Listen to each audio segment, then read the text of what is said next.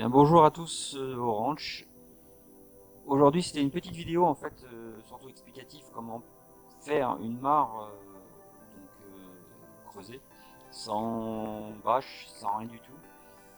Et puis aussi pour faire voir le début de mon projet là, comme on peut le voir. Euh, bon voilà, c'était quand même un gros chantier. Et donc voilà, j'ai dû creuser la pelleteuse, donc je me suis fait quelques frayeurs, mais bon voilà, j'y suis arrivé. Et puis surtout, bah, voilà, j'ai à peu près creusé 1,80 m de fond. Enfin, en gros, elle fait, comme on peut voir là, elle fait à peu près 35 mètres carrés. On ne se rend pas compte hein, parce que c'est quand même l'image est fausse, mais là il y a à peu près 35 mètres carrés. Et là, comme vous pouvez voir aussi, il y a, bah là ça commence à pleuvoir, à remplir un peu. Et puis j'ai vidé mon piquant pour parce que bon, avec tout ce qui tombe, le puits est plein aussi, donc autant en profiter pour remplir la main. Donc je vous laisse voir la suite. Eh bien bonjour à tous. Alors aujourd'hui une vidéo sur le bassin. Enfin je vais faire pas un bassin, ça sera une petite mare. Donc comme on peut voir là je suis en train de tout tirer. Donc là j'ai déjà tiré le premier tuyau, enfin, ce qui relie du toit à mon petit bassin que j'avais fait jusqu'à maintenant. Donc celui-là, mon petit bassin de 1000 litres à peu près. Donc là je suis en train de retirer comme on peut voir. Donc là j'ai relié. Donc je sais pas comment je vais faire. Là je vais dévier tout mon tuyau. Donc ce sera tout sous terre. Donc je vais faire là.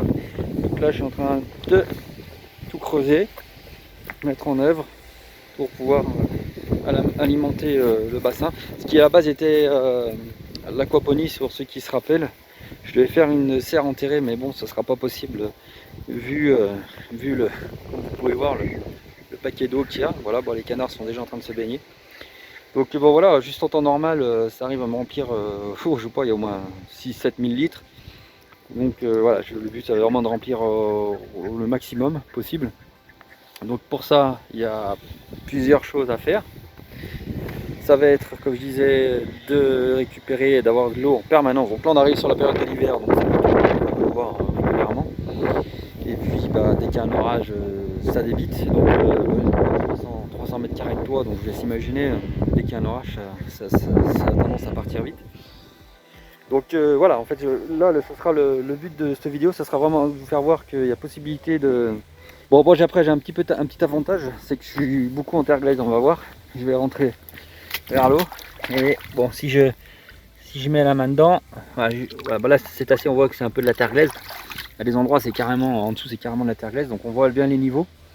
Donc là j'ai 40 cm de terre, là ça va être le plus dur en fait. Mais la solution qui va se passer, c'est que au fur et à mesure que l'eau va monter, parce que hier elle est montée à peu près à ce niveau, c'était vraiment carrément une mare hier.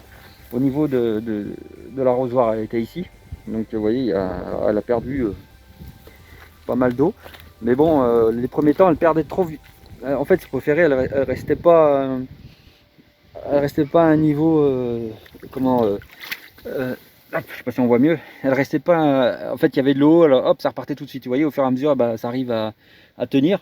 Donc au fur et à mesure que l'eau va monter, bah, les pores ça doit se reboucher. C'est ce que j'avais regardé 2-3 vidéos là-dessus. Donc là j'ai des cailloux, il faut enlever au fur et à mesure tous les cailloux que vous avez. Donc au fur et à mesure que vous enlevez tous les cailloux, bah, la mare devrait se boucher automatiquement avec le temps, avec l'eau. Et puis l'avantage que c'est que les canards vont faire leurs excréments dedans, ça permet aussi de pouvoir boucher les pores et de faire une étanchéité au niveau de la mare. Donc là je vais tirer mes tuyaux.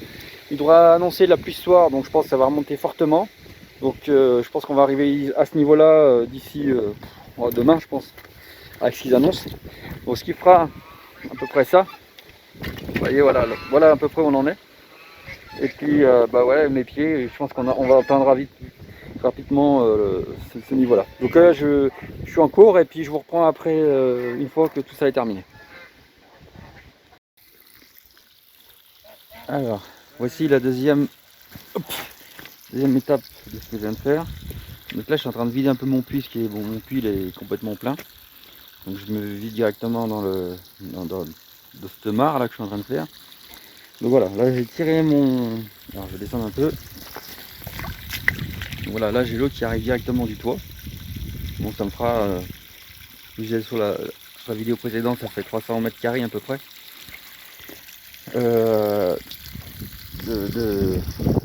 pour récupérer l'eau de pluie. Donc voilà en fait ce que ça me donne. Bon, il y a encore de la montée à faire. Hein. Ouais, je vais arriver à peu près jusqu'à cette hauteur là. Donc voilà sur l'installation, enfin ce que j'ai fait hier. Donc là je vais recouvrir.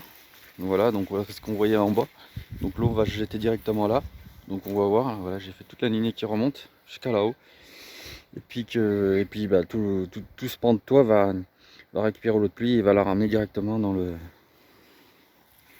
trou qui est ici. Alors j'espère que je vous disais, hein, j'espère bien que ça va marcher. À la base c'était une aquaponie, pas une aquaponie, c'était une walipini, je voulais en faire une serre sous terre, mais je dois avoir une espèce de petite source qui passe dessous et même si je couvre, j'aurai toujours une flaque d'eau en permanence, donc ça va être un peu galère. Il suffit qu'il y ait un torrent, ça va monter, ça va tout me foutre en l'air, donc je préfère passer en mode mare. Donc là-bas bah, j'aurai toutes mes oies, je vais mettre des canards enfin, qui sont en permanence dans l'eau. J'aurai des souchets, j'aurai enfin toutes sortes de canards. Et puis bah, ça sera dans la suite du ranch. Eh bien, merci d'avoir regardé cette petite vidéo. Et puis, bah, n'hésitez pas à vous abonner pour voir la suite de la mare. Vous verrez, ce sera sympa. Et puis aussi tous les nouveaux arrivants, des cygnes noirs, des tadornes, des frondeux et bien d'autres. Donc n'hésitez pas, abonnez-vous. Et puis bah, je vous dis à très bientôt. Allez, au revoir.